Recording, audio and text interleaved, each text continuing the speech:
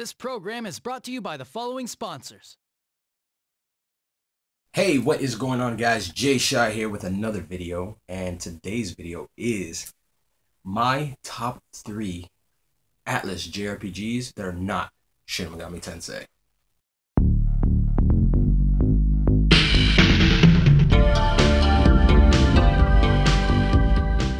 Alright, so as you guys know, Mike, as you guys know him as Aerodynamish, just finished his top 100 JRPGs, and it was a long series of videos, and he just finished it. And there was, for a lot of people, there was a couple of RPGs that a lot of people have as their tops that he didn't put on his list. So, because, you know, it is his top 100. So I figure I'll throw my 2 cents, or 3 cents, as you want to say, for my top JRPGs. But I didn't want them to be Shin Megami Tensei, but the reason why they're Atlus JRPGs is because at the end of his little short series, he said that he really enjoys Atlus games. So I figure I'd pick Atlus as one of those companies and pick some of my top favorites that he didn't have on his list. So I figure I start off with this one right here, which is it's one of my favorites. It's not the top of the list, but it's one of my favorites. It made it to the top 3, and this was really hard.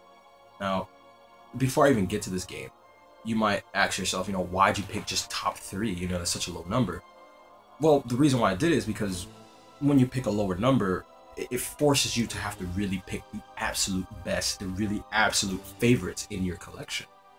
When you pick and vice versa, if you pick a higher number, you just have a bunch of your favorites that you can pick. I found it very hard to make this selection because I was really grinding my gears, you know, really trying to figure out which ones I wanted to use. And these were the top 3. So the first game is Operation Darkness on the Xbox 360. Now, a lot of people don't like this game. I particularly enjoyed it.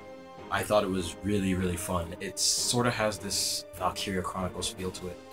This copy is sealed, but it's only because I actually had this game a long time ago and got rid of it, and I hated that. So I found it again. Well, a buddy found it again for me. He was like, dude, do you have this game? Do you want it? I was like, yeah, sure. Get that for me. He ended up getting it for me, and I kept it. I never went back to playing it again, which is weird. I probably might do that now. But this game is, it kind of feels like a tactical Valkyria Chronicles type of game. There's shooting mechanics, but at the same time, there's a tactical mechanic there. And it has like this weird supernatural World War II thing going for it, because it's like fighting like a vampire version of Hitler. It's weird, and it's really interesting though. There's supernatural stuff in it. Some of the characters have powers. Some of the characters have the ability to return to werewolves and stuff like that. And it's really, really cool and interesting. And I thought that it was going to be something completely different, but when I played it, I loved it even more. So give it a try, Mike. It is Operation Darkness on 360 if you don't have it.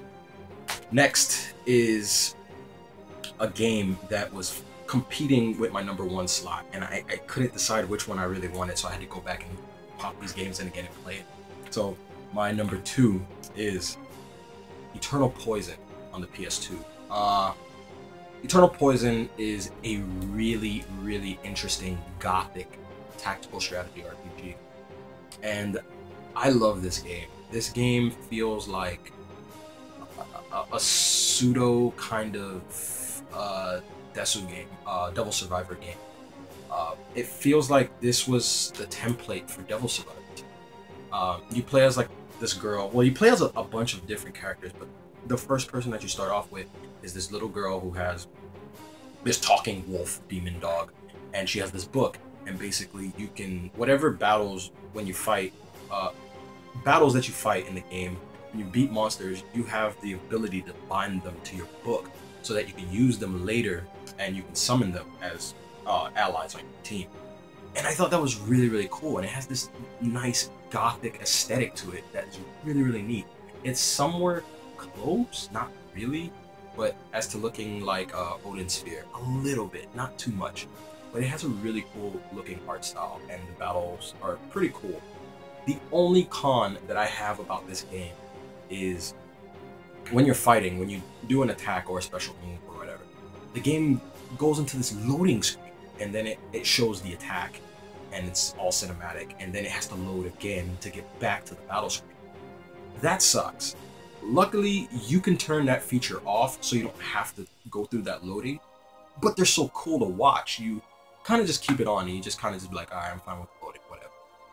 But this game is actually pretty cool. This is Eternal Poison on the list. Try it out, man. And last but not least is my number one pick. These are 3 games that I didn't see on your list that I think you should probably try out. And this is the number 1 spot. And this is really, really a great RPG. And I really liked it for its story, for its strategy, and it made me think a lot. And I love that about strategy RPGs. That's why I play them. And it is Stella Deus, the Gate of Eternity. Stella Deus is a tactical strategy RPG, and it has like a blend of 3 different games. It reminds me of Final Fantasy Tactics, Disgaea, and Record of the Argus Report. This game feels like all 3 of those, and it's so good. It's such a great game. Even the graphics of the game is so phenomenally done. The painting style, the way the characters move, the way they show emotion on the field, and it has that Final Fantasy Tactics look, and I love it.